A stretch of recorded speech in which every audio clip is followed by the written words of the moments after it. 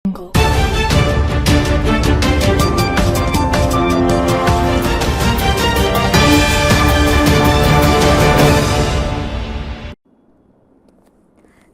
வெற்றிக் கழகத்தின் 2ஆம் ஆண்டு தொடக்க விழாவில் வைக்கப்பட்டிருந்த மும்மொழி கொள்கைக்கு எதிரான வாசகங்கள் அடங்கிய கெட் அவுட் கையெழுத்து பதாகையில் தேர்தல் வியூக நிபுணர் பிரசாந்த் கிஷோர் கையெழுத்திட மறுப்பு தெரிவித்த வீடியோ வைரலாகி வருகிறது.